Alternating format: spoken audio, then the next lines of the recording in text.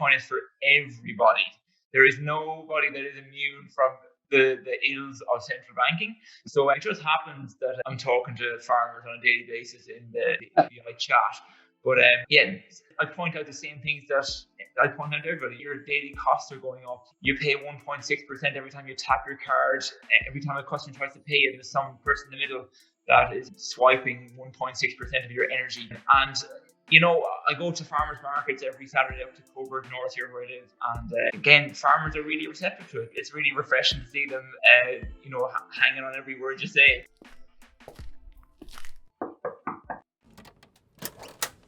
Hello and welcome to Bitcoin with Jake. This is a podcast all about people's personal journeys to Bitcoin. I wanted to know more about the people converging on this new form of money. Why do they see value in it? What skills enable their understanding? How is it changing their lives? If you're a founder looking for funding or an investor looking to make investments, then please reach out as I develop my network in the space. Do me a favor and chuck us a 5-star rating on whichever app you're using to listen, or a like if you're watching it somewhere. As insignificant as this may seem, they help a startup project like this hugely. Lastly, if you have any questions at all, please just reach out. The easiest place to find me is on Twitter at Jake E.S. Woodhouse. Now, I'd like to take a quick moment to talk about our sponsor. Fastbitcoins are a Bitcoin exchange who you should definitely take a look at next time you're thinking of making a Bitcoin purchase. They're a great team, which for me is always the key to due diligence, whilst their product has a ton of features useful to every Bitcoiner. Check out my episodes with Danny Brewster, the founder CEO, and Nathan Smith, the Chief Compliance Officer, to learn more about the people behind the brand. Thank you to Fastbitcoins for sponsoring the show. Now, on to today's episode. Today we have a bit of a special episode in that we have a multiple round robin discussion happening. So I welcome from the Australian Beef Initiative. What we're going to do is we're going to go through one by one and just have a very brief introduction as to each person. So, elevator pitch as to who you are, and then we'll circle around and we'll find a bit about how the ABI started and kick off from there. So Nathan, do you want to just start us off and just explain a little bit about yourself, please? Sure. I started eating a paleo style around 2011. Kind of came across that and it looked interesting, and I always thought my health was reasonable, but this was an interesting thing to try. So I gave it a shot and had really good results. Had a lot more energy, lost some body fat, and feeling really good. And then in 2017, I came across Michael Goldstein's website, justmeat.co, and that was a real eye-opener and confidence builder that you could actually exist on a pure meat diet. So that got me experimenting a little bit with that side of things. And I'm firmly convinced that meat, and in particular red meat, is the absolute base of every good diet and is key to good health. Wonderful. Iz? Where to start? I was born in California but raised my whole life in Kentucky. We had a generational farm that goes back probably 4 or 5 generations. Everything that we ate, I knew exactly where it came from. And that was how I grew up. That's what I knew. That's what made sense. Even our medicine, Grandma made all the medicine. So that lifestyle was really important to me. When I went to university, I just noticed nobody knows where their food comes from. And I saw a lot of sick people for the first time. I studied medicine, and that informed a lot of my choices. And then I was brought to Australia on a contract, and in the city again, I saw the same thing. Nobody knows where their food comes from. Nobody cares. And that hit me. That struck me from the beginning. It was always important for me to have a relationship. And in terms of diet, I think I've experimented with everything. I had a long stint where, for ethical reasons, I just wouldn't buy any meat from a store. I didn't know how to get meat. I was in the middle of a city in a country all the way on the other side of the world. And so I just thought, well, I'm not trading my life energy for this, what they call beef, and I don't know where it comes from. And slowly I noticed all my muscles atrophied, and I thought, wow, that's interesting. I haven't really changed much, but I'm shrink wrapping myself. But I liked experimenting. I liked understanding what it was being a vegan, what it was being a vegetarian, what it was being a pescatarian. But after all that and many years of discovery, it's just no doubt it is what it is. And so having the Beef Initiative and being able to found it with my best mates is I keep saying to him, it's one of the most important things we'll ever do on earth, outside of raising our families, Awesome. And I can't wait to learn more about, why you started it and that initial idea point. But we'll get to that in a moment. So, John, what brings you to the table tonight? Hi, Jake. I'm pretty late to the whole beef and caring about your food idea. I grew up in Ireland, played loads of sport, but kind of just was naturally fit and lean all my life. And it's not until I got into Bitcoin that I started going down this rabbit hole as well, and particularly the organ meat side of things. So just getting the absolute best nutrients into my body. And I just wish I discovered this 20 years ago. And the second best time to discover this is today. So I'm channeling all my energies into this now, and this and Bitcoin. It's hard to top those two things to dedicate your life to. Brilliant. And Jake, lastly, yourself. Look, I've got a pretty short path, but it's pretty varied. I'm in my early 30s, and I remember sitting in dentist clinics and doctors' clinics and filling out immigration forms, and it always would come up with occupation. And I went from student to salesman to business owner to entrepreneur, and nothing really ever fit right. And one day I was sitting waiting for a blood test, and I had to fill out the form, and I thought I'd write down farmer. And it's not 100% right for me because I don't labour on the farm enough. I've got pretty soft hands, but it's the closest I've found to the right phrase, and that's how I've fallen into this bunch. I own a farm and a butchery. We process all of our own meat, and we offer custom processing for other people so they can send their animals in, and we piece them up and help them get their meat to market. And it's been that process that, in the last 30 years, I found like I've really found my people. Through school, through different workplaces, through traveling, through church, I've never found my people. But the farmers, the growers, the people that care about what they eat, the people that care about what their kids watch on TV, all of this sort of holistic way of thinking about what life is and trying to put in a huge amount of good and get out a huge amount of good. I've found them in this clique. So that's where I'm at. Brilliant. And so if I can summarize then, so Nathan, Izzy, and John, you're the founding directors of the Australian Beef Initiative. Is that correct? Yes, sir. Okay. And Jake, you are a farmer who has signed up to the ABI. I'm involved however they want me. Okay. Well, what we'll do then is let's understand a bit more about what ABI is as an organization. I'll go to you just to start with. Talk me through the initial idea. All organizations spark from a moment of inspiration or a problem that someone had. So kick us off from that very origin moment, please.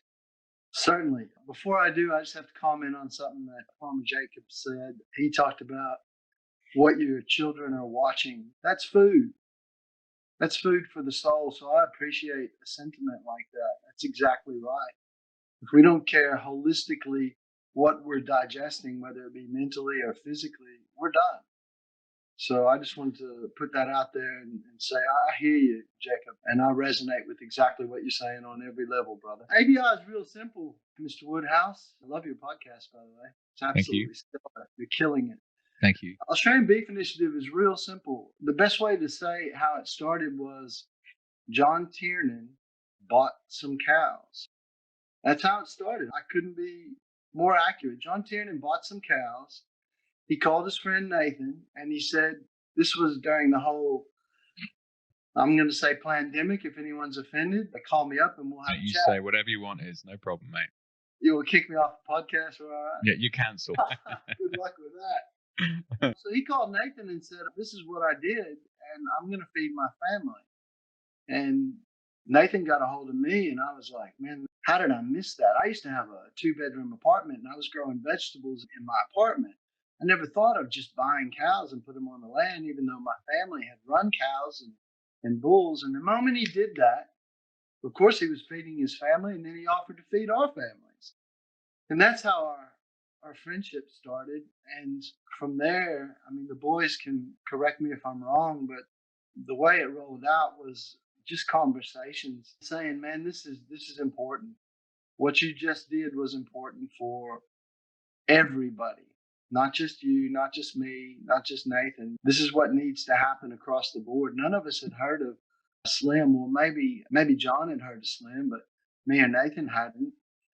And one day, I called him and I said, man, this has got to scale. This has to happen. This is so important. And so we sort of started kicking things off. I don't want to talk ahead of the other guys or hog the space, but we started kicking things off, and it was going really well. Like, people were very interested. They want to know how we did it, how John did it, what that meant. Could they also get beef as well? And when I was overseas, I called the lads and I'm like, we got to take this seriously. This is something that is vital. And they both just jumped on, and that's how ABI started, as far as I can recollect. Right there, that's how it started. Awesome, thank you, Izzy. And so, John, I'll steer it to you then, sir. You bought some cows. So, what in God's name are you doing buying cows? As crazy as that sounds, it's it's how we eat, it's how we farm, it's part of the food chain. But we've got to know each other a bit in the last year or so. You're working in a high school in Melbourne. You're not living out in country Victoria near a farm. So, where did your passion for cows come from, and what made you decide to go out and do that? Probably just talking to people on Twitter about the importance of securing your food supply, your money, and your energy. I'd secured my money through Bitcoin, of course. And the next one I could possibly tick off then was food. I just bought beef off a farmer called Dan Kelton, absolute legend, and asked him, could I buy a few cattle and perhaps run them with his cattle? He was open to the idea. And fast forward 18 months, we had our first 2 steers ready for processing. And, the story just grew legs from there. I actually got to meet Jacob then through the processing of my meat. And Jacob processed our beef, packaged it, and shipped it back down to Melbourne. And then we sold it mainly to the Bitcoiners around Melbourne who were really keen to support it. So yeah, that's where it all stemmed from. And it's just showing the power of networks. One person knew one person knew one person. And lo and behold, we're a huge organization now moving forward, and we've just got such momentum. It's very exciting. Brilliant. Well done, mate. It's such good hustle. Like, not many people get up and go and do something like that. So, massive shout out. And I'd actually just today finished a slow cooked bit of brisket that you sold me. I always tell everyone, my fridge is full of all this beef that I bought directly from a farmer. And it sounds so simple, doesn't it? It's like, what, I bought direct from a farm, but actually it's not that commonplace in today's world, even though it used to be once upon a time. So we can probably jump into some of the reasons that's become the case. But before we get to that part of the conversation, Nathan, just to bring it back to you and try and summarize a bit about the foundation of ABI, what's your role within the team? And I understand you guys have ultimately come to a really excellent mission statement. So what is the mission statement of ABI, and how do you fit into this founding team? Yeah, I might let Izzy read that out because it's been carefully drafted. But yeah, it's very interesting how it started. I think really it was just sort of started as a signal group, and was probably set up with 2 or 3 people. And then, as the guy said it grew out from there. Just one person connected with one person. We had a couple of video calls with interested people, and probably had around 15, 20 people on those from different backgrounds. So we had some farmers, we had others who were interested in regenerative agriculture, regenerative beef farming. And then we have a friend in common, the Wizard of Oz, and he gave us a bit of a kick up the pants and said, you guys need to move this beyond just discussions into something that's more formalized. Mm-hmm. So we always do what it tells us to do. So we went away and gave some thought to what sort of a structure could this look like. And we've been refining that. We're looking to set up a co-op. So that's an organization that is a company that's owned by its member. It's one member, one vote. It's able to have commercial activities, but doesn't need to. And the main purpose is really to facilitate that decentralized network of farmers, producers, and consumers who are looking to know the provenance of their food and really value regenerative agriculture. So the benefit, but obviously for the consumers, is that the quality of the product they get is far higher than they might get off the supermarket shelf. And for the farmers, instead of going through middlemen, instead of having their beef or their farm produce lumped in as a sort of a commodity stock that's just sold with every other piece of beef on a supermarket shelf, they get recognition in a price sense for the extra work that they've done to produce this beef using regenerative agricultural practices. So the end consumer may not really be paying much more, but it's just that you're able to cut out that middleman that takes a big piece out of the value that sits between the producer and the end consumer. So hopefully a win for everyone involved. Brilliant. That conceptualization of the problem that people face is so interesting when it comes to kind of starting new things. Like, what is the problem that everyone has? And Jacob, I'll come to you in just a moment to understand what it feels like as a farmer and some of the problems you would have faced before. But Izzy, could you just take us through the mission statement of ABI, and we'll kind of wrap up the introduction of the organization? I would, but it's being written, and I don't think it would be apt to do so. Not been finished?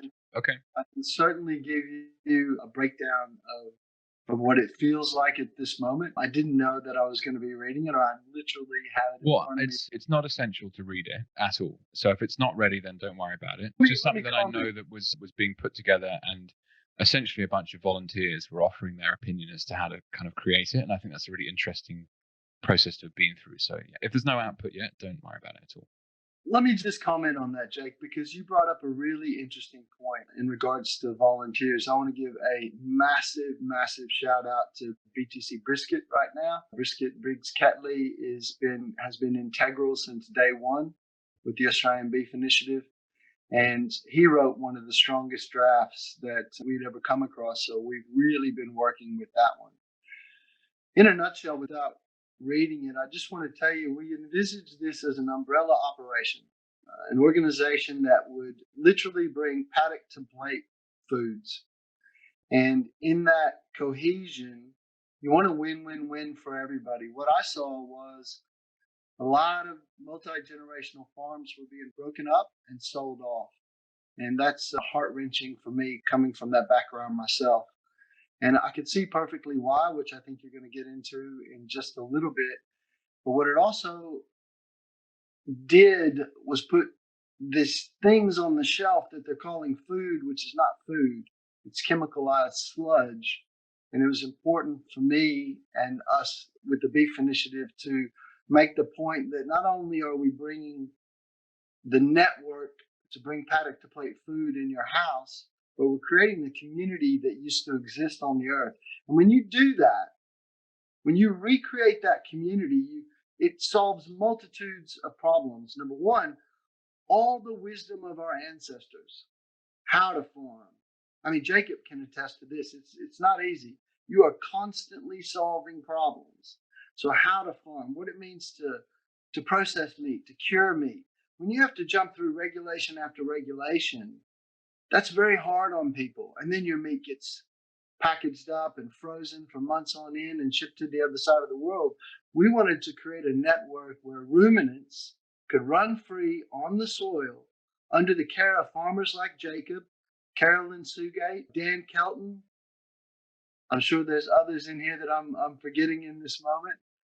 Foz, Bronze Foz, where these people care about their animals. And when ruminants run free on the earth, they regenerate our soil. So we're solving multitudes of problems here. If I had to put a stamp on what the mission statement is, it's that. It's let's look at the problems, let's solve them, and what's the best way to do it? Well, all our ancestors knew this. So we're not recreating the wheel. We're actually preserving the knowledge that they spent lifetimes to collect so it doesn't disappear, so we can heal the soil, so we get food from people who cared about it. That to me, that's what this is about, Jake. That's not really a mission statement. It's a lot more succinct than my rambling. No, and just something that I see. So I now live in a city, but I actually grew up in the countryside in Dorset in the south of the UK and on a dairy farm. And so farming is actually not a million miles away from my life as well either. And I've got cousins that are farmers and uncles and stuff. And from a macro perspective, it's a fascinating time to be talking about this. And then you look at, urban populations versus rural populations. You look at the health of humans. It's all it's crazy what's going on. And we have to take responsibility for what goes in our mouth. And projects like what you guys are doing are helping people do that in a better way. It's so obvious to me, at least at this stage. So, no, it's really cool. Let's swing over to Jacob. I'm intrigued. So you filled out your medical form or whatever it was you mentioned saying farmer, and it felt just fucking brilliant. You're like, yeah, I'm a farmer. So how did you become a farmer? And talk us through some of the reasons that something like ABI is of value to you. And I imagine that will be along the lines of, accessing markets to sell your produce into. And if you're interested in regenerative agriculture, as what Nathan has suggested you would be, teach us about that as well. Sure. Well, I've been in retail, grassroots retail. My family has been self-employed in Australia for 60 years. We're German immigrants. My grandfather came over a bit over 60 years ago, and I always joke that we were unemployable. We just actually wrote his memoir, my grandpa, for family reasons. He's still alive, he's still with us. But in the course of his three first years of landing in Australia, he walked in and out of 60 factory jobs as a tradesman. And I laughed that we're unemployable. You know, there's this funny story where a foreman offered him overtime to do a couple hours driving trucks, and he took the job, and he was promised double time, and he was paid 98%, like due to rounding, he was short paid a couple cents. So he walked out of the job, never went back again. That's, you know, even though he was so much better off, he earned way more money than he'd ever earned before, but it wasn't double time like he was promised. It was 98%. So he walked out. So we're unemployable. If I was sitting in John Tiernan's classroom, we would have got along famously on a personal level, and he would have absolutely hated me on a professional level as a student.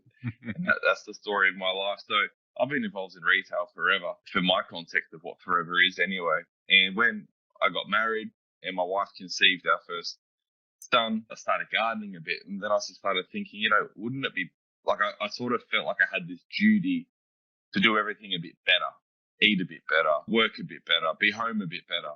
And part of that was, if you're going to be healthier for your family to be around and be more active and be more engaged and have a better mood or whatever it might be, it matters what you eat.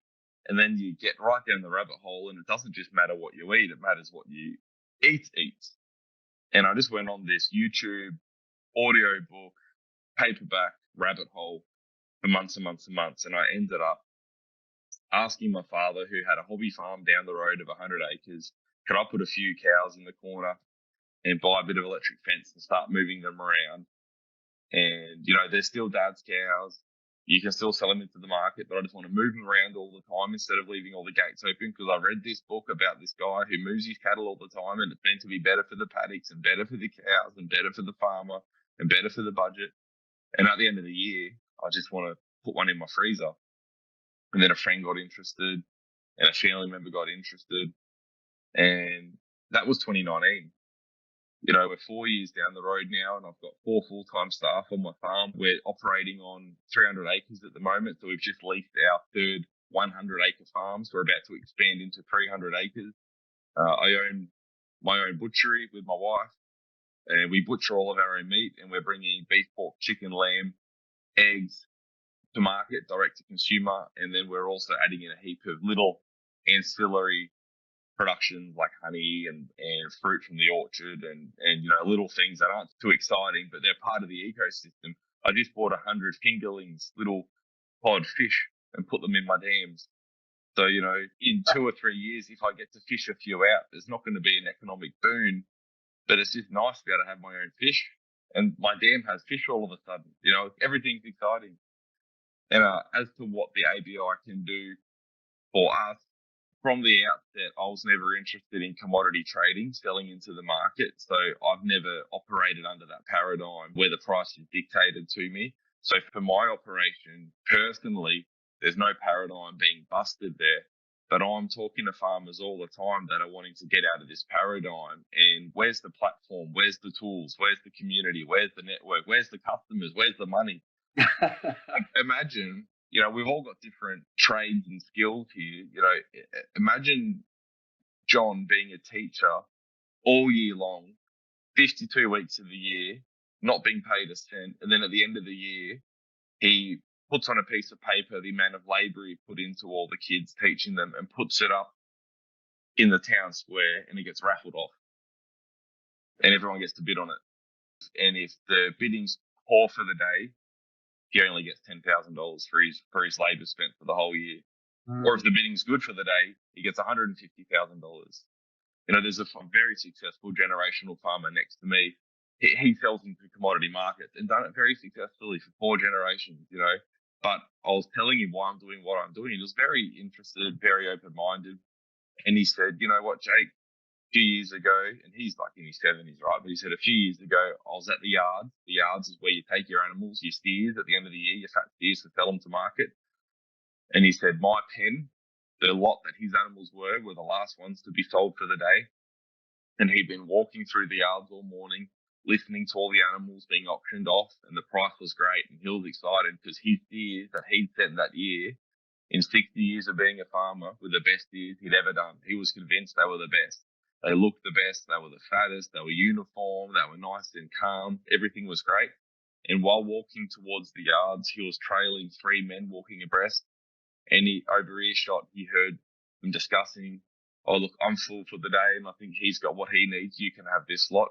One bid. The third guy that was given the parcel bought them, got them for next to nothing, and his whole year's revenue for his steer operation, probably a 4th-generation farmer, he got nothing for them, essentially, compared to what all of his peers got. His peers had all the bragging rights now, and it didn't break him financially, but what does that do to a man's ego? Like, what does that do to a man's self-worth?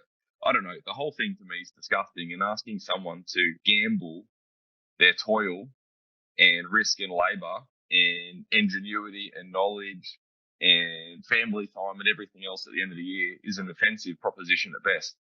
So, rather than get involved in that market or even complain about it, I'm not trying to complain about it, I'm trying to describe it. We're offering alternatives. Set your price. Be a price maker, not a price taker. Shake the hand of your customer, and let's get on with business. Awesome. What a brilliant explanation. And so the thing that really shines through there is this, well, first of all, entrepreneurial spirit. I love that. Just, at every turn, you're thinking about how to better yourself and your family and your own body, which is something that we can all learn from, no doubt. What I'd like to highlight there is this kind of this obvious need, or to my mind, it's a marketplace, right? So you've got, on the one side, you've got urban buyers. On the other side, you've got rural producers. And it's how do you facilitate trade between them in a more streamlined way than before? And with, as you guys described, a network, like what you're setting up is a new type of network. And it's so cool to hear that in that kind of rural producer base, there's a need for a new network. And, that's where obviously the internet comes in. And if you're a 70-year-old generational farmer, you didn't sell meat using the internet. You had a different set of processes. And it's how things develop over time. So I don't know who would take this question per se, but I'm intrigued as to, first of all, like that dynamic. So the rural producer, the urban buyer. Am I correct in assuming that that's really the aim of the ABI, to create some kind of marketplace? And then what are the supply and demand mechanics? So how big have you found the reception on the supply side, and how big has the reception been on the demand side? I might take the first part of that, Jake. I think this is where we would differ from other organizations. So, for example, there's a group called Our Cow, which I think has done a great job in facilitating that marketplace between largely urban buyers. It's not all urban, but that's where most of the population is, and grass-fed, perhaps regenerative farmers. Our Cow is the centralized portal that the farmers sell into. Our Cow will process, package, and then distribute. And that's great. And those guys have done really well. And my folks are big fans of theirs, and we order regularly from them. Where we would differ as the Australian Beef Initiative is taking a leaf out of Bitcoin's book. So we're concerned that there are attacks on people's food supply. And we can talk about conspiracy theories, but our friends over in Davos, it's no conspiracy. They're out there openly saying that you will eat the bugs. Yeah. People will be rationed in their meat purchases. All the while, these people are flying their private jets and having big steaks and getting up to other activities that have been publicized recently. So what we're looking to do is to have a network, or to facilitate a network that can't be shut down, or is very difficult to shut down. And the way that we do that, in the way that Bitcoin has, it needs to be decentralized. So there needs to be a lot of different nodes, a lot of different connections, and we can't have any central points of failure. So the Australian Beef Initiative really is a portal that will facilitate the connection of the farmer direct to the consumer. Mm-hmm. So you're not selling through the ABI necessarily. It's more that the ABI will, for the interested consumer, will have a schedule of farms that might be in their area. They can go and research, they can do farm tours, they can do their own research on who that farmer is and what are their practices, and then get in touch directly with the farmer. And on the flip side, the farmer can market their practices, beautiful videos from the properties that they manage, and in that way attract consumers and set up those direct relationships to allow that business to flow. Fantastic. And Just sorry, Izzy, you before were going we to say move something. on, if you Yeah, don't go on. mind, just before we move on, I want to, because I know you've got a two-part question there. I'd like to say something on what my brother Nathan just said. So if you look at that, I mean, it was so succinct. You're a better speaker than me. And I'm very glad that you opened up a can of worms about conspiracy realness, because that's a rabbit hole I'll go deep down. I've been deep down that for almost 30 years now. But if you look at what he just said and the importance of it, so let's look at Australia alone. This is going global. Like Slim's coming over here to be with us, going to Jacob Wolke's farm for a very particular reason. This will go global. But if you look at Australia alone, Jake Woodhouse, you're in Melbourne. Yep. And you're a part of ABI. So there are 3 or 4 different farmers that you can go to their ranch, you can meet them, you can see how the cows are raised, you can bring food, whether it's beef, which is primarily what we're focused on, or any other products from their farm directly into your home, yeah? Mm-hmm. Now, what happens if you travel up to Darwin? You go on a holiday with your family. We want the same thing. Oh, now I'm in Darwin. Going to the ABI. What farmers are in Darwin? Oh, these 18 farmers are in Darwin. Well, I'm closest to this one. Let me go out and shake his hand and see what he's about. Wow. And it strikes me, I don't know why I thought this, but one of the reasons Uber was particularly aggressive with its expansion is when you turn up in a new international location and you want to get a cab, you want to know that there's an Uber there. And so they, took on a huge amount of investment and they went so aggressive globally so that you don't need another travel app. You just rock up and then boom, you know that Uber's going to function there because there's a pool of drivers ready to go. So that's just struck my mind. That's the power of a network. And then you have really interesting network effects that come in. So as you become the umbrella organization that are like a light, like drawing in flies in a sense, there'll be farmers all across Australia that have been farming in a certain way, but perhaps didn't know how to get their stuff to market that will be attracted by this. At least that's my assumption. A couple of years back, I had a food tech startup that failed. My wife and I were working on it. We were looking a lot at home cooking and how, unless you could get people to home cook, they were always going to eat processed foods or fast foods, and that food was very poor for them. And we were looking at a lot of supply chains and the impact of the food system. It was a fascinating thing to research. And the whole process of you do the hard work for people. So I, as an urban buyer, I like buying my meat from a butcher called Hagen's. And I know that they've got a bunch of different organic farms in and around Melbourne that they use, but I've never necessarily gone higher up the food chain. I've just know that they do it for me. But when John went through his process, I'm like, well, I'd much prefer to buy it from John. And then I always thought it'd be cool to have a platform where I actually want to see photographs of the cow and like an even more like richer context to where the food's coming from, and to be able to visit the farm's incredibly cool. Like my daughter's a couple of years old now, she'd love to come and do that. So it's a really exciting prospect. And I read a book, Charles Massey, The Call of the Reed Warbler, and that obviously details a bunch of people that have been working on this for a long, long time. And actually on that, so Jacob, I'll say this to you, I think, but the phrase regenerative agriculture has been used in this conversation, and there'll be people listening that listen to this show for Bitcoin, but not for food. So what does regenerative agriculture mean to you, and why is it important?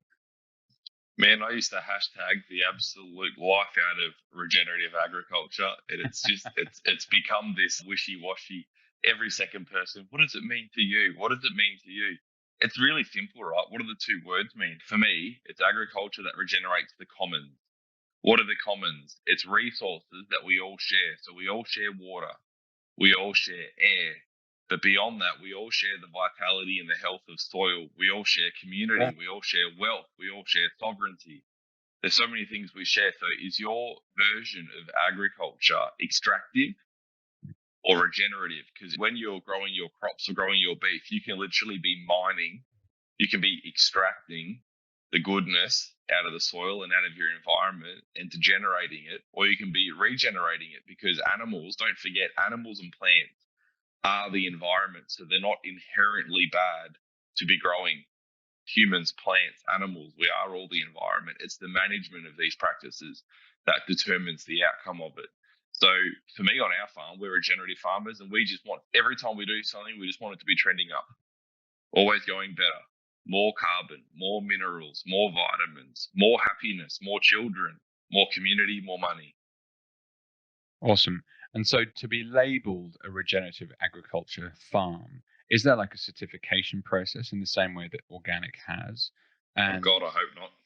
No, so is there not? I don't know anything about this. So there's plenty of people all around the globe trying to do it. Like America's got a regen cert coming out. Australia has a few versions. Like they've got one that's called Land to Market that got launched about 2 years ago, which is probably one of the closest things.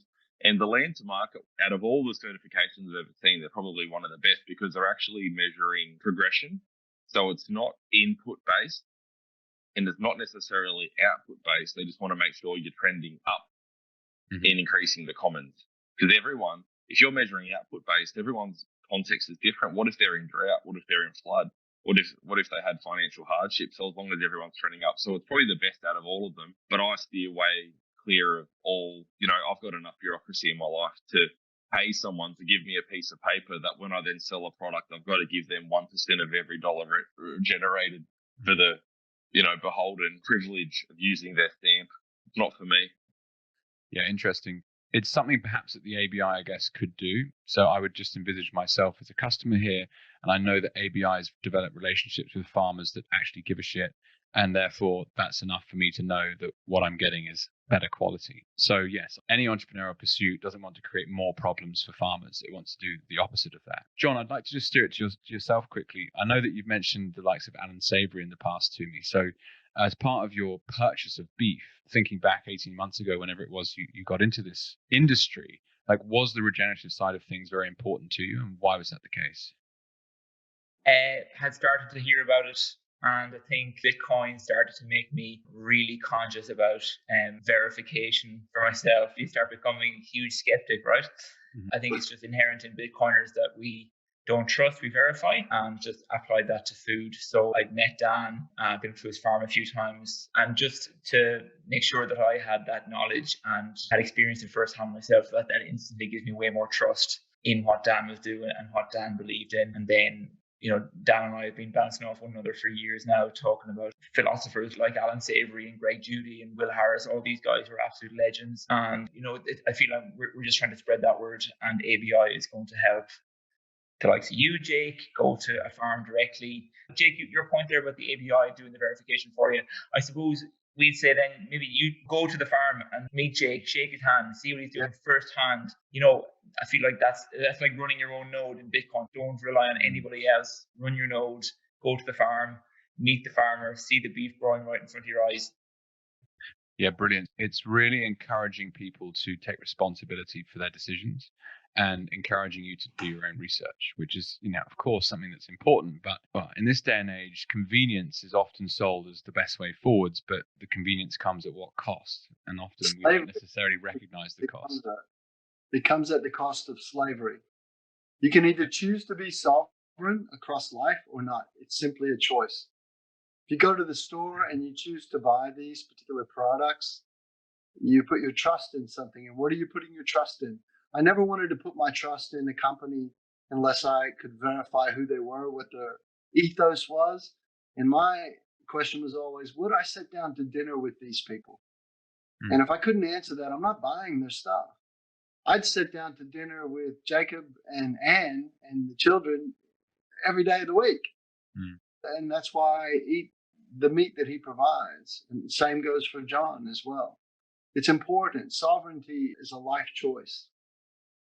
And for those people out there, Izzy, that haven't necessarily dug into sovereignty as a concept as much as you might have done on your journey so far, could you explain it as simply as possible? So what other areas of your life can it have an impact, this kind of slight shift in decision making as to how sovereignty is important? So whether it's food or whether it's your exercise choices or how you store your value over time with money, it's in lots of areas, but just unpack that a bit for us.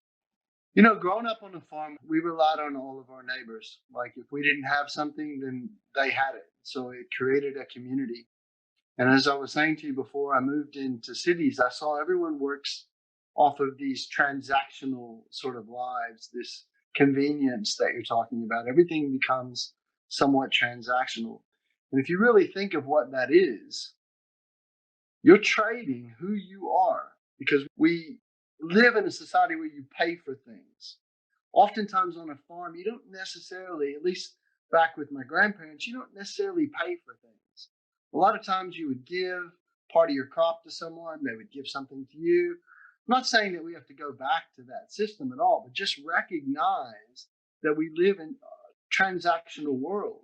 And so for me, sovereignty is understanding those transactions. What am I transacting with? Who am I transacting with?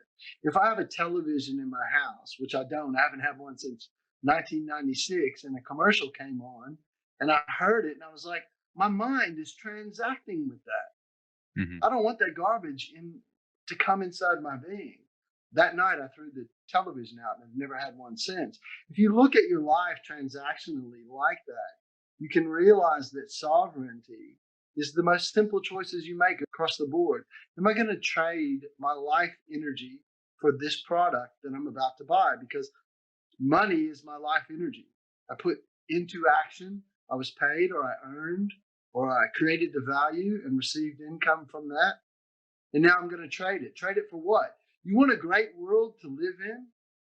Realize that this transaction starts with you on the base level. So that probably wasn't the most simple answer, but that's how I look at it.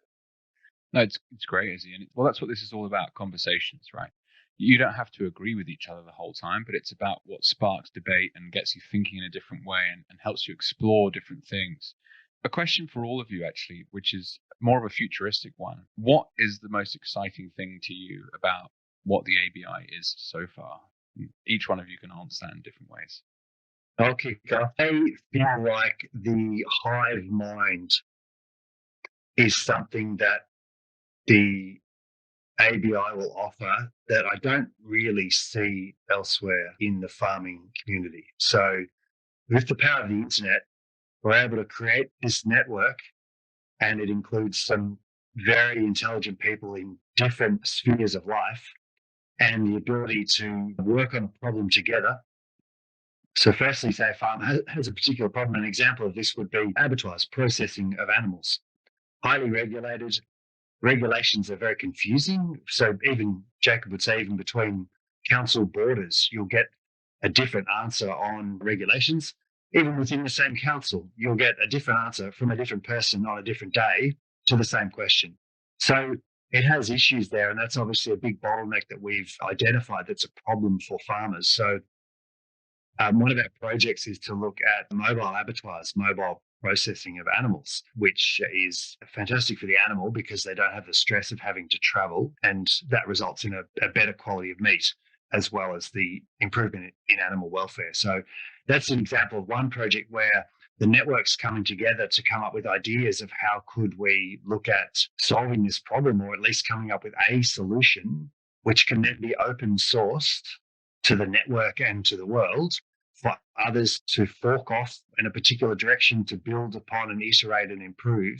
So my sense is that farming life often was relatively isolated. You had a community like Iz talked about where, a small network of people you could talk to. But now with the power of the internet and the networks that the internet can facilitate, you're opening up to a much bigger network across Australia and even across the world. So our friends in America, and we have beef initiatives starting in Spain and France, and there'll be many others. You're opening up that sort of crowd intelligence to the benefit of the group and to individuals within that network. So I think that's probably the most exciting thing from my perspective at the moment. It's very cool. I'll come up next. I'm not shy of talking. Just to circle back to what Mr. Jacob Walke said before, the choices we make. So for me, the most important thing of this at all is the health. Healthy people make healthy choices. Unhealthy people make unhealthy choices. And to be healthy, you have to give your body exactly and only what it needs. And that's your choice. That's your experimentation to figure out what that is. We're all unique. And what I see with ABI is that ability to bring paddock to plate food whilst creating a community. If you look at John's son, or you look at Nathan's children, or you look at Jacob's boys, you see real health, real dynamism.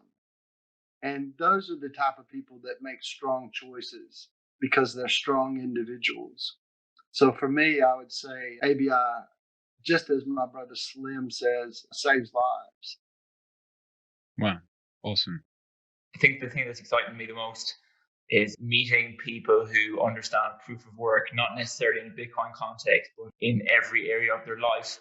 And I feel like we certainly are all on a mission to sort of see this Bitcoin idea through. And this has been a really powerful way of introducing people to Bitcoin. I wouldn't say shilling, but rather just like explaining how this thing works and how it aligns perfectly with what you've been fighting for so long in your life, your generational farmers.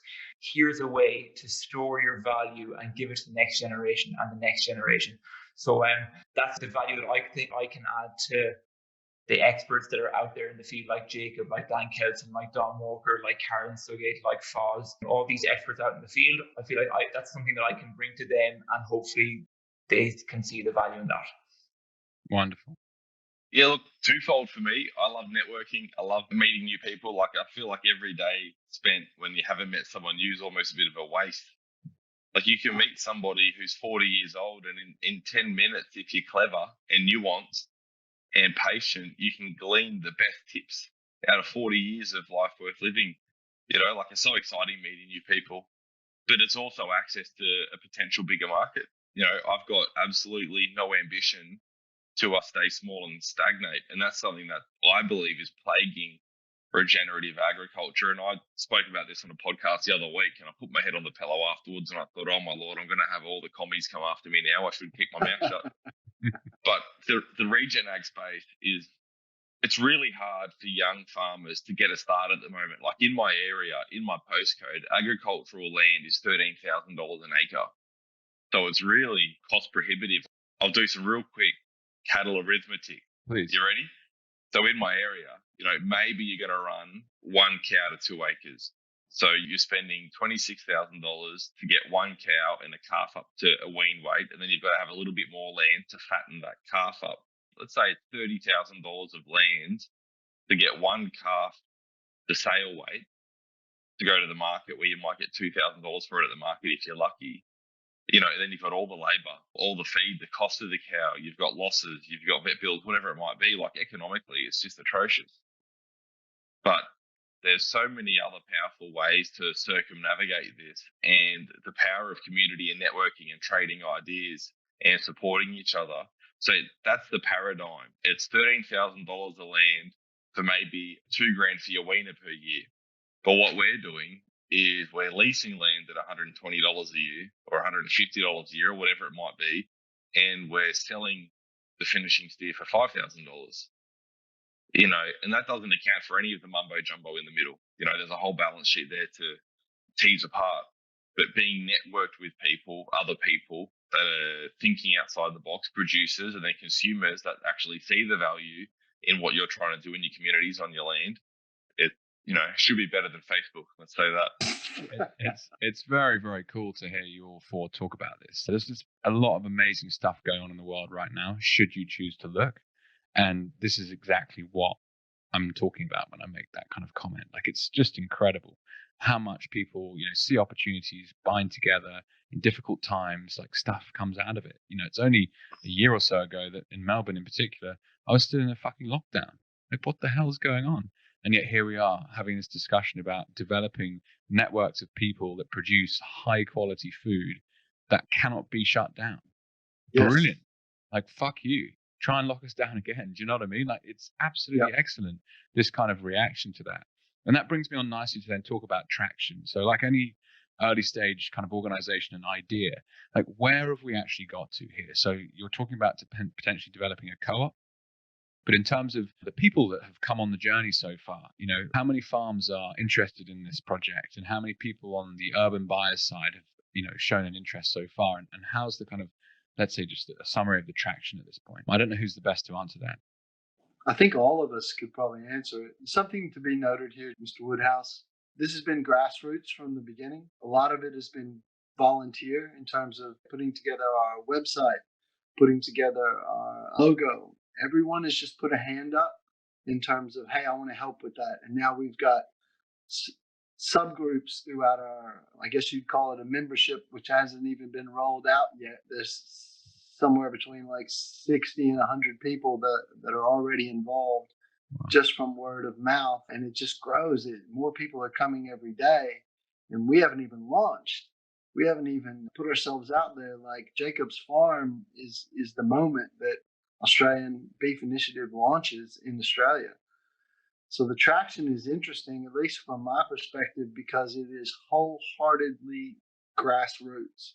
I look at this as we are biomagnetic nodes. We are electricity and water as humans. And Bitcoin doesn't work without us biomagnetic nodes, and neither does ABI. At the base of it, it is human to human connections. You brought up the lockdowns here in Melbourne. I don't know if all your listeners understand.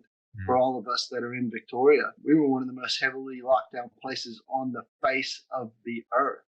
So to circle back to what Nathan was saying before about Davos and conspiracy theories, in my view, and you don't have to agree with me, that was exactly the plan, to divide people.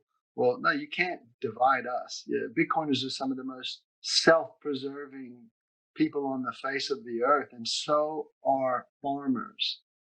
I've seen it my whole life. When you put that much care into something, whether it's creating a new money for the world to operate on or creating food for people to live on, that's care. Because at the end of the day, Jake, we're going to take this animal's life. That has to be done with grace. If it's not done with grace, then what am I? I'm just almost sadistic in a sense. So to know that the farmers that are coming are like-minded, or at least if they're not, they're open-minded. That was so important to us in the beginning, to not launch out as this big organization that would draw everybody in, to keep it small, keep it tight, nurture it, protect it, so that the people that came were the right people, because there's no way 3, 4, 5, 6 of us could have done this on our own. The amount of people that have put their hand up. We've got people building payment rails for farmers. Michael from VoltPay. We've got educators. Yeah, we've got educators like John Tiernan who have full-time jobs, who have new babies, and are going, I'm going to be at the summit teaching Bitcoin and farmers how to learn how to run nodes and accept payment in Bitcoin. So when you talk about traction, at least in my perspective, it's not something that we focused on, hey, we need to grow really big. However, I think Nathan and John can attest to this. As the number of people started coming, we realized very quickly then we need to set this up properly. And that's why we looked at a cooperative so that every member could have a vote in the organization, but the importance of laying down the foundation in the beginning. So that's my perspective on it. I'd be curious to know what the other lads here have to say.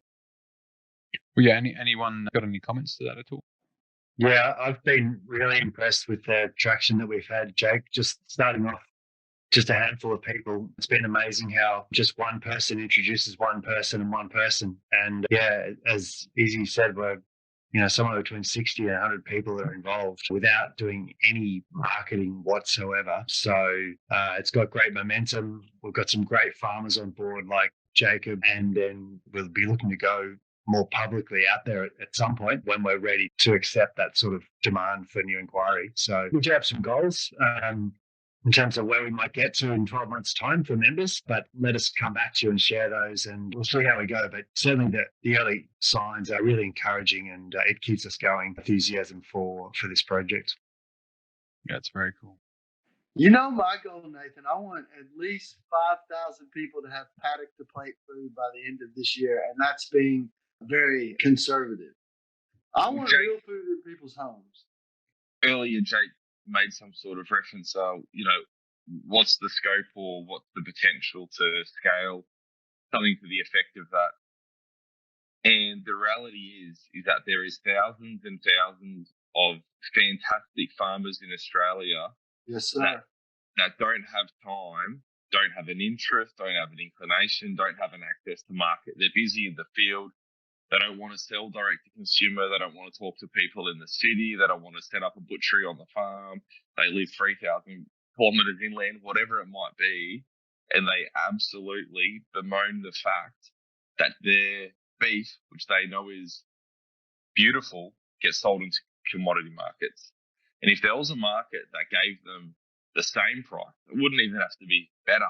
But if there was a market that gave them the same price and they knew it was going to consumers that wanted their food because they produced it, they're in. And the other thing is that a lot of these people, these same people I'm talking about, with their own reality in their life, they struggle doing one cow here, one cow there. So that I guess what I'm trying to paint is the more that the consumers rally behind this and push the demand up, there's brilliant farmers out there that turn out 5,000 absolutely gorgeous, organic, pasture-raised steers every year, and they flick them to the feedlot or they flick them to the closest abattoir because that's what the market dictates. That's the only place to take them. They're exported to Indonesia or whatever else happens. So the back end scale, and that's not even factoring in all the people that haven't made the step towards regenerative agriculture because in their mind it doesn't work on a balance sheet. Imagine if we start proving the concept that people will pay for it. So already there's this loaded gun sitting there with more capacity than any of us can even imagine that we can handle. Yes. But then once we can actually build a profile of demand around it, and then the farmers can see that there's actually a demand for what they want to do on their farms, the sky's the limit. And it's a chicken and egg scenario. And what it requires is sweat equity. It requires people to put effort in, unpaid. That's how businesses are built. And it requires early adopters, people to take a risk, people to order half a body of beef and be the first testimony on the website. Fascinating. And actually, it really resonates strongly. Again, just to bring up the food business that Loz and I tried to get up and running, there's a whole community of people that we met that are absolutely obsessed with cooking. And you only have to look at Instagram for 5 minutes to see that that's the case. So in terms of this loaded gun concept of the back end, it's a case of then matching it with the front end. And it's there. I can tell you for sure. I know you guys will already know this, but just in my experience, it resonates. There are so many people out there that are starting to take notice of where their food comes from. Yes. And that they love cooking, and they've really kind of reconnected with how they feel. And I mean, just in my sphere, like my wife was studying as a naturopath at one point. We know a ton of people that are chiropractors, osteopaths, acupuncturists here in central Melbourne that, they buy organic veg and they go to Hagen's and buy their organic beef because that's the only way that you can eat once you figure out how toxic the other shit is. And yes. There are thousands of these people. So to get 5,000 signups, I think we could do that. Like I know, 10 people, and they'll know 10 people, and before you know it, you'll have this kind of, as Nathan mentioned, this hive mind of, Well, Izzy mentioned before. Sorry to cut you off, Jake, but I think it was Izzy mentioned or Nathan mentioned before our cow, and not to detract anything from what a couple have done because they're fantastic entrepreneurs and they've built an amazing business out of necessity. COVID crushed them, fires, whatever it was, crushed them. But the reality is, it's not all how to say it without being offensive because I love what they've done. A lot of the products that they're selling on their website doesn't have the standard of origin that I think we would be striving towards. And it's like year 3 in their business and it's $10 million revenue. And the shackles on the operation are probably their own energies and their own manufacturing facilities. It's limitless to enter the market with some real outcome-based metrics on provenance. I think as soon as consumers understand it and it flicks in their mind, that big silent majority that sits in the middle of all these extremists, the carnivores and the vegans, but there's all these people in the middle that go, oh, organic farming, that sounds right. I should get a piece of that. Just to Jacob's point, so we're all Bitcoiners on this call. I talk about Bitcoin to people every single day of my life. So as well as I do, you can have some really interesting conversations when you meet someone at their map of the world of where they are with Bitcoin. And oftentimes you'll get, I don't know, I'm not so sure. And you go, okay, I'll just keep that conversation alive and see where that goes. Every single time I talk to someone about what we're doing, I hear the same thing. How do I get involved? There's 25 plus million people in Australia. You do the math of how many people, like you said, Jake, how many people want real food in their home but don't know how to get it. There it is. Well, Izzy, what's the most powerful way someone can get involved?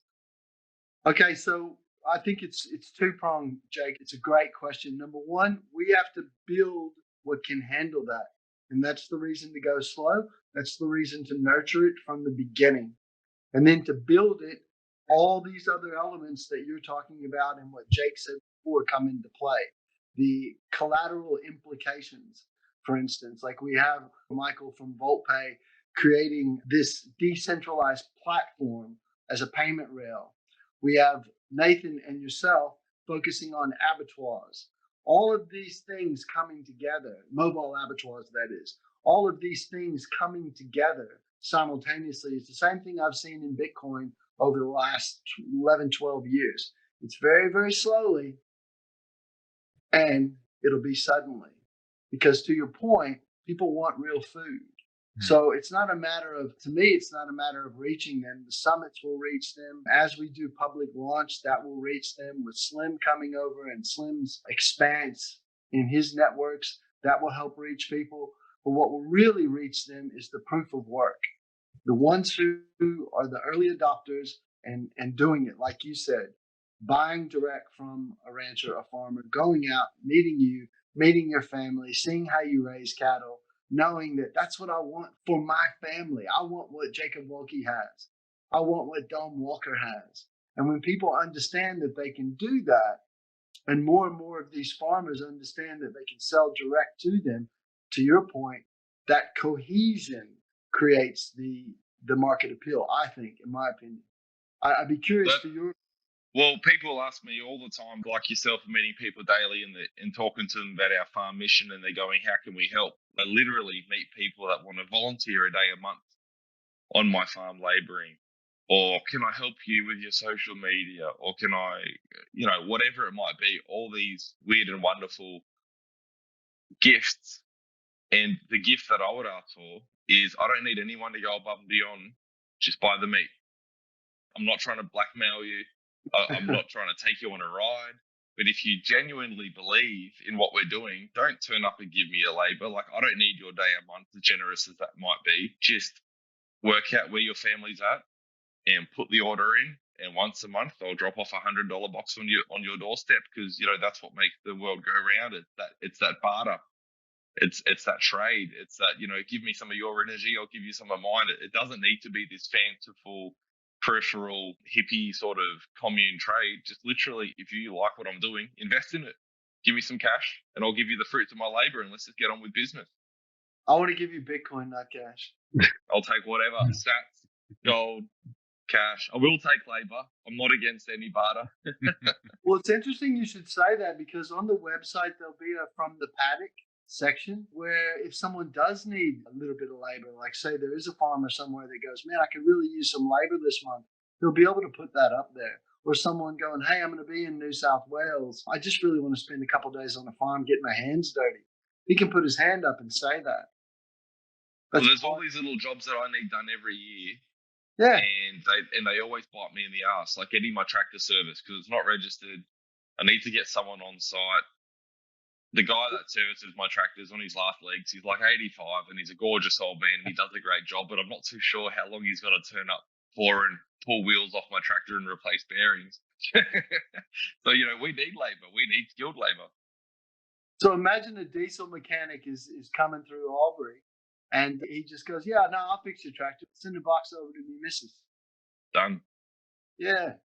That is a network effect, right? So as the website is this digital product that facilitates connecting urban and rural communities, but then equally there'll be other layers to it. I imagine that over time you can add as features that will be incredibly powerful. And community is powerful on its own. This whole concept of Bitcoiners as the social layer above Bitcoin driving as much value as the actual technology itself really resonates as to me every day. When you, like all of us on this call now, have gone down the Bitcoin rabbit hole, buy it, hold it. And it's slowly changing our view of the world and making us healthy choices, as you already described. So it's very cool to think where something like the ABI could go.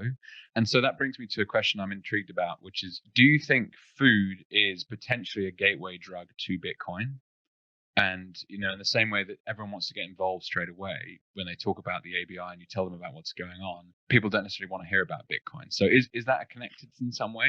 Yeah, I think it can be, Jake. And I think there's some parallels between the farming life tradesmen, sports people. They're trading their labor, they're trading physical labor, which I think is more demanding than sitting behind a desk doing spreadsheets or whatever you might be doing. Yeah. And it has perhaps less of a lifespan than labor that's done from a white collar job. So you're always more susceptible to injuries, to accidents. There is that real proof of work in what you're doing there.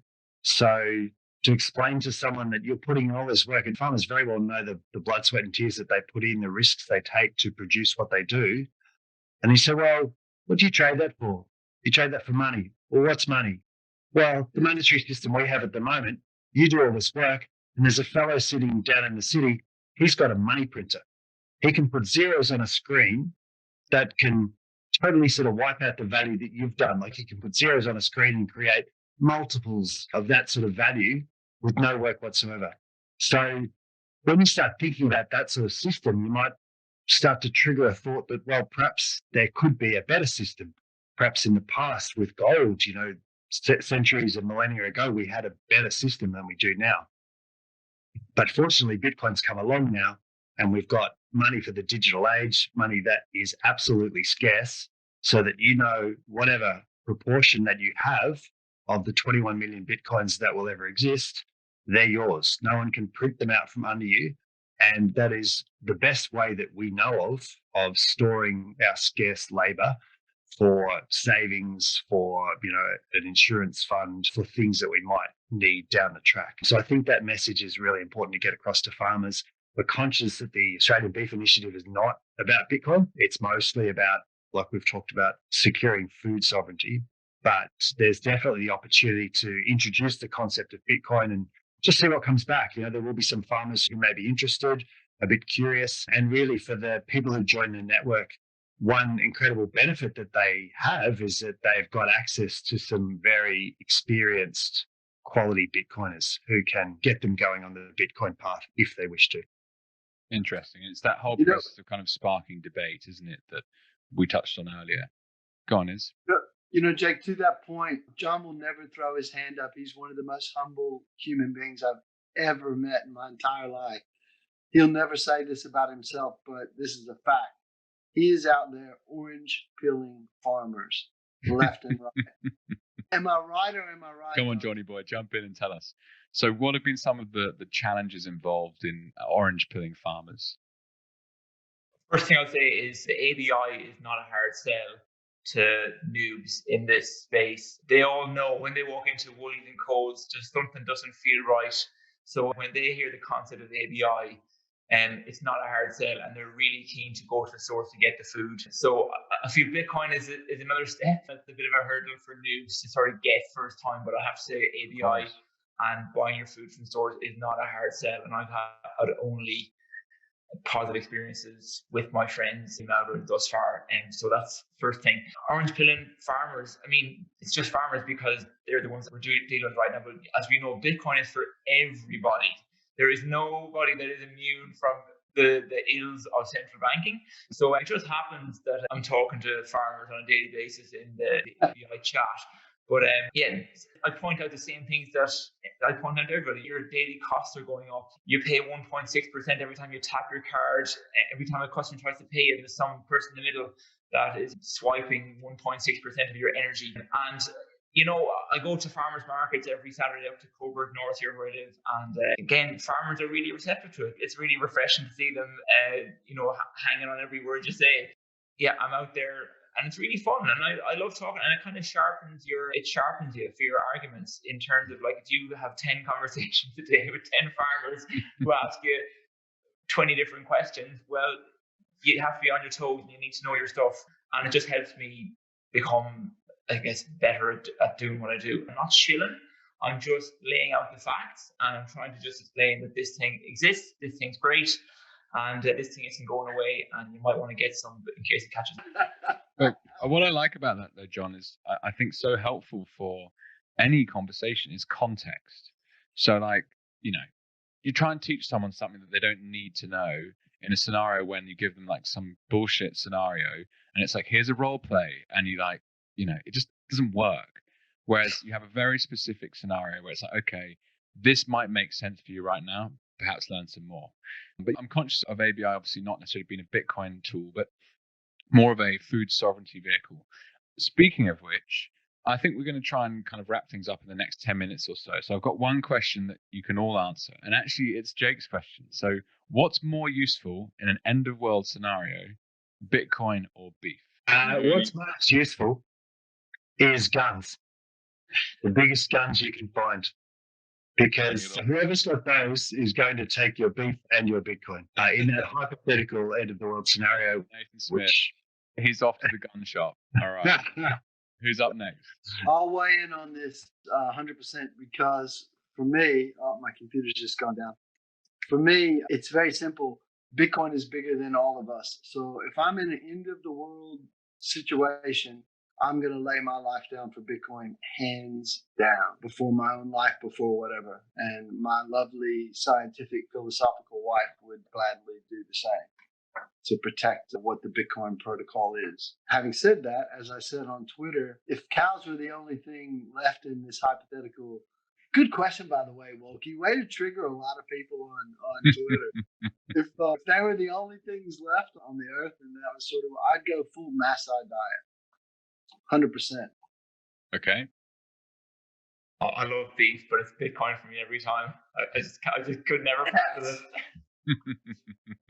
Well, there's one little caveat, and you can't eat Bitcoin. No. So I love Bitcoin, love hard money, but I love hard beef better. Hey, Jake, before you wrap it up, Mr. Woodhouse, because Yep. the name of your show is called Bitcoin with Jake, should we touch on that at all? Like anyone's story? I know Jacob Wolke has a bit of a fascinating coin story. I don't want to derail you. No. We can ask anything. There's no rush. Yeah, well, Izzy, fire away. So what did you want to ask Jake? Well, number one, I'll say Jacob is an amazing guy because I've been able to get to know him through the ABI. I've seen how he is as a family man. He takes his wife on a date night every Wednesday. Sometimes it's on a Thursday. And even on his date night, if we have an ABI call, he's right there, hands right there. And we have a date night ABI call, which I think is pretty awesome. But what I've seen with him is in someone in the beginning, not necessarily really looking at Bitcoin, and admittedly so, he said, I'm not even going to say it, it'll make me puke. He had played with other things. I think they call them shit coins, but he's been able to utilize the Bitcoin protocol and receive Bitcoin. So I'm curious, as someone who's been in Bitcoin a long time, what's that experience been like for you? I know you said you would accept anything, just buy my meat, but what has that experience been like for you in terms of getting to know what Bitcoin is? It's a big question, isn't it? I said this on the recent podcast that I had with Slim. You know, and I guess I still feel like a bit of an outsider on the Bitcoin world, and I feel like everything I say is still a little bit heretic level. Like saying I like cows more than stats is still a little bit heretic, but I'm a cow man. You know, we're all coming from a different place, but I understand and I love a lot about Bitcoin, the fact that you're liable to yourself, you're sovereign, you've got a good store of value. Like, I get all this. But for me, in my context of being a farmer, a salesman, a family man, I love the people that I've met through Bitcoin. You know, everyone that I've crossed paths with through a hashtag or at an event or through a transaction, we have enough in common that there's no animosity. We're not standing each other out, trying to figure out where each other's at. Like, there's enough in common, the fact that you're a Bitcoiner, that you're starting from a close enough place that everything's all good. And that to me is, you know, more than sovereignty and hard money, where we've got community. And they all need to be a part of it together. So I'll let you guys be the hard money and the sovereignty guys, and I'll be the beef and the community guy, and we'll all bring our little spin together and get along with the story. Awesome. Thank you for sharing, Jake. It takes multiple touch points, I think, to get Bitcoin. Like, everyone's been on their own journey. What I've enjoyed the most about doing my podcast, this is roughly going to be episode 60. You ask the same 5 questions and you get completely different answers from everyone. And that's what's so fascinating about it is, you know, what brought you in. And Jake, in your case, you're ultimately going to say that you were getting involved in the ABI, and the ABI was run by some people that were talking about it a lot. And boom, before you know it, that's what you started accepting as the most useful form of money for beef. And that's an incredibly profound moment that, will be happening all over the world right now. That's what's so crazy to get your head around, is conversations like this are happening in a decentralized manner. And actually, that's going to bring me on nicely to the question that I had to try and close up with. It's really around threats. So, the abattoir business that exists is not going to be super excited about a startup kind of decentralized network. Equally, the big middleman boys that make a big margin in between the feedlots and the consumers in the high street, they're not going to be so happy about this kind of thing popping up and facilitating trade on a local basis, peer to peer. So what are the biggest threats to something like the ABI? And is someone going to come knocking at some point and say, yeah, guys are shut down, sorry? Well, I think if we got anywhere near that sort of a threat, Jake, we will have succeeded beyond our wildest dreams. Okay. And by that, you mean just like if as soon as the big boys give a shit, then they won't be able to stop you anyway? Yes, sir. Well, that's certainly what we're intending to build, yeah. And as I said, we take a leaf out of Bitcoin's book there, where you can perhaps go and attack individual Bitcoiners or prominent Bitcoiners. But for everyone you cut down, 10 will stand up in their place. So it becomes ultimately futile. And yeah, I don't really just see that as a problem. Food is something that everyone needs. There's tremendous interest from people in the source of their food. There's tremendous interest in environmental regeneration, which is a key part of what we're encouraging and facilitating here. So no, I don't see any great threats to the ABI as a broad concept. There may be some commercial activities that we get involved with. We have a number of ideas for those sorts of things which could be done under the umbrella of the ABI, and that will be subject to the usual sort of commercial pressures, as they should be. But no, we're very conscious of ensuring that there are no individuals, there's no sort of central point of failure that could make a vulnerability out of this initiative. It's so interesting, isn't it? Like a design philosophy that Bitcoin is helping expose to people, and then it kind of infiltrates into other areas, and you just wonder where else in 10 years' time that would have been borrowed and used and done so in a valuable way. Okay, well, what I want to do is just quickly pop around to each one of you. Any final comments on what we've spoken about today, and how you feel about how things are going, or what you want to say as we close up? Sure. Yeah, go for it, Jakey. Go on.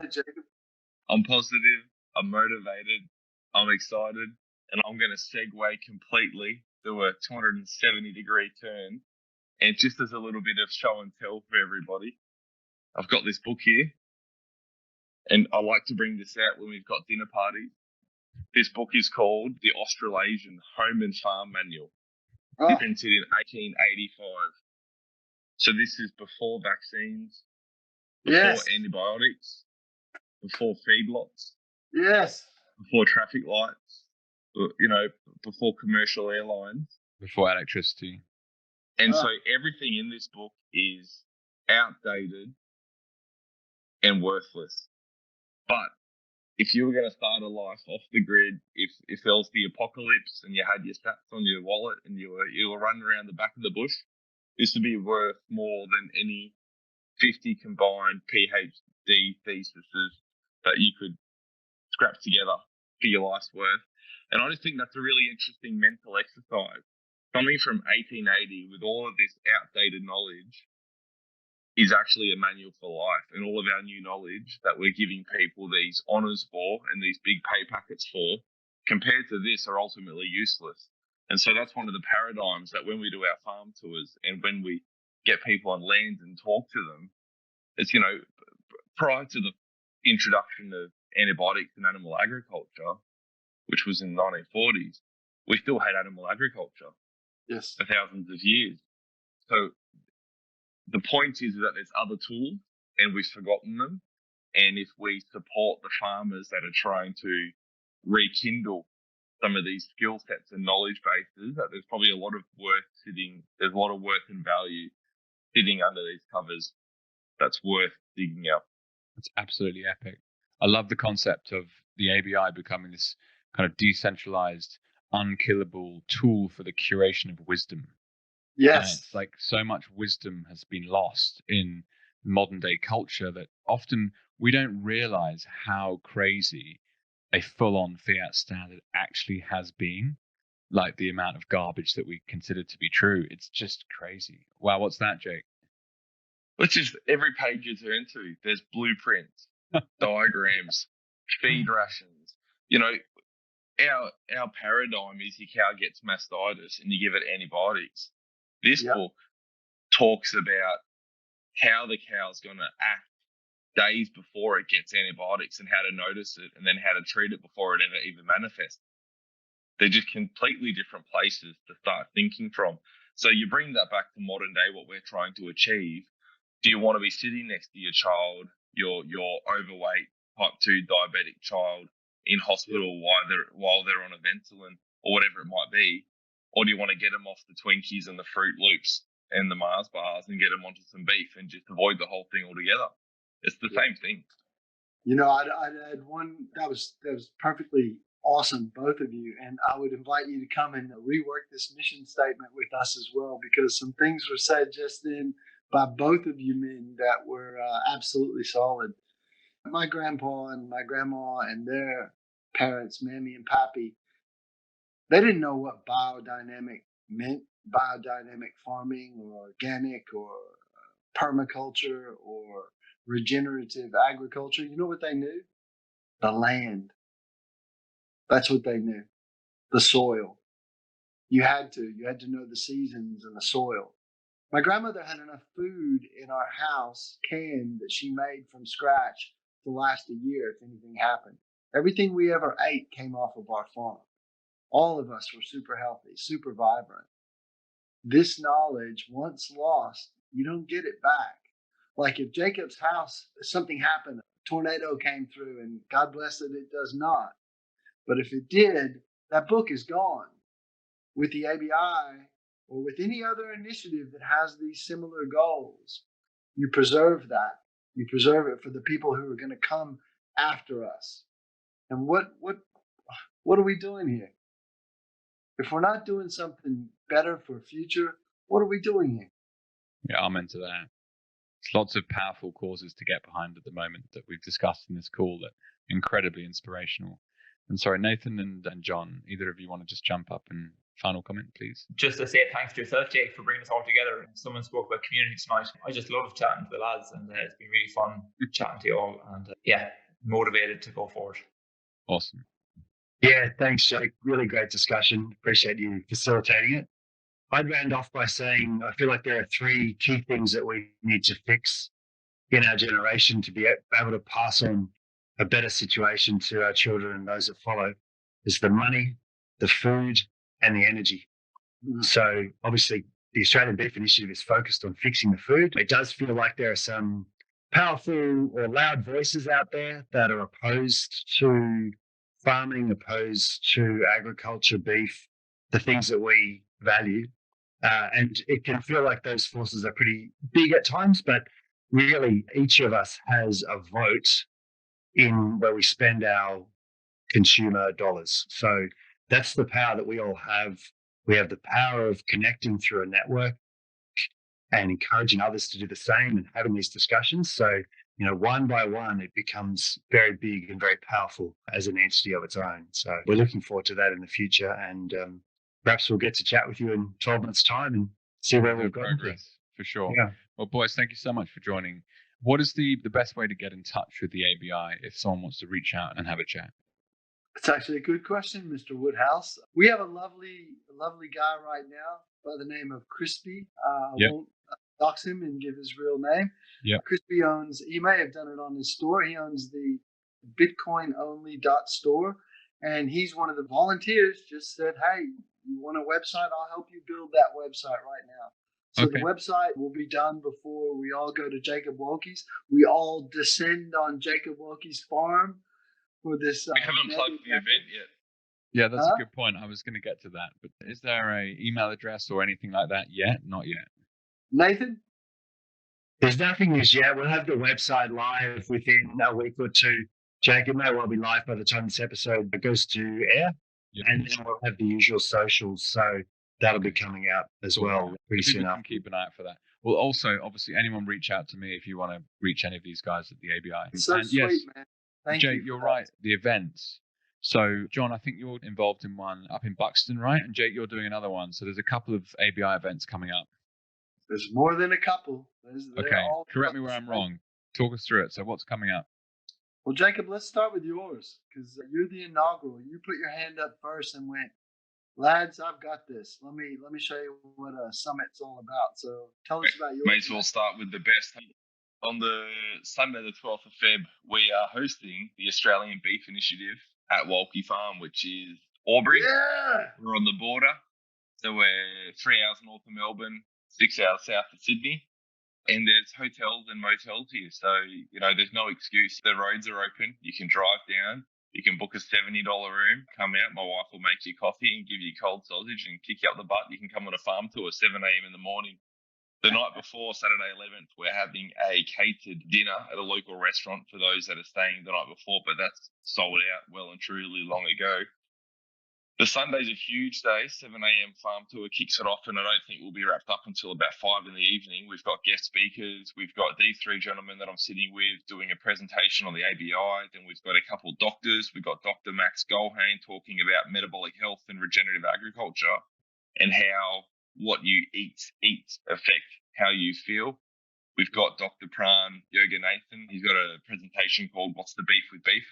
We're being sold this insect agenda. And a lot of doctors toe the line, but there's a lot who don't. So we found the good ones and we're bringing them to Walkie Farm for you. And then we've got a few more presentations. We've got Texas Slim all the way from the USA. Ladies and gentlemen, coming to Orange Pill, everyone in Albury Wodonga. Then in the evening, we've got John Tiernan just giving us that next little step towards. I'm hoping by the end of John's presentation, everyone's got their smartphones out, downloading a wallet, scanning a QR code up on the projector, feeling like they're getting wealthy. And who have I missed? Was there anyone else? And then obviously Izzy. Izzy's got a presentation about the here now. What's your presentation called again, Izzy? Sovereignty in the here now. Sovereignty in the here now. And we're gonna get a lot of people thinking. I sold half the tickets and we've got 2 weeks left to go, which I think is a tremendous trajectory. And we're going to have people come for the farming and hear the Bitcoin. We're going to have people come for the Bitcoin and hear the farming. I know for a fact we have people coming to hear Dr. Pran Yoganathan only, and they're going to hear about the farming and the Bitcoin. So it's a really fun day, and this is a community day. We're going to make lifelong friends. We're going to break bread. We're going to walk around a farm, and I'm personally honoured and excited to use my farm as a place to build community because farms are biosecurity risks. They're dangerous places where you wouldn't let your children run around. They stink. The animals are dangerous. Like everything about a farm today is rotten. And you don't have to go back very long at all. And the farms where the church went after mass and they went and hung out together and went swimming in one of the dams, or the kids were climbing the trees. Like I remember doing that as a whippersnapper. So I'm excited that the farm has become a community point again in our area, a gathering point for people to meet. And that is February 12th, Sunday. You can buy tickets on Eventbrite, and it's $115 for a ticket, and that is exceptional value. Yeah, especially with Anne doing the cooking. Absolutely, mate. It's all farm food. It's all organic food. She's going to knock your socks off. My wife. Sounds fantastic, Jake. Tops. Hey, John Tiernan, Mr. Humble. That should be your Twitter handle, actually. Do you want to lay out what Dom Walker's doing, what Dan Kelton's doing, and some things like that so they know where the other farms are? Yeah, so thanks, Izzy. We've lined up 2 other farmers. Dan Kelton, who's located in Buxton. He's going to give a farm tour on the 19th of February. And much like Jacob, he's going to run through his philosophy and teach his customers about where their food comes from. So that's a great day lined up on the 19th of February. It's about an hour and a half drive from Melbourne if you're coming up from that side. And then a bit further up, not too far from Jacob, is Dom Walker in Mount Buffalo. Has a beautiful herd of cattle, and he'll be showing his customers around on the 12th of March. So we'll be looking to get as many boots on the ground for that one, and just to go and shake Dom's hand, shake Dan's hand, shake Jacob's hand, and build this out. Yeah, so it's trying to promote the farmer to meet the customer, trying to show the customers who these guys are, why you should support them. Yeah, it's a symbiotic relationship. Brilliant. Well, gents, thank you so much for your time tonight. It's been an absolute pleasure learning about this, and I wish you all the very, very best with this project. It's fantastic. So thank you. Okay, friends, nice work. You made it all the way to the end of the episode. Thank you so much for taking the time to listen to this conversation. As I said at the start, if you have any questions, then please don't hesitate to reach out. And if you enjoyed the episode, then please rate, like, subscribe, and share. That's it for now. Enjoy the rest of your day. All the best, Jake.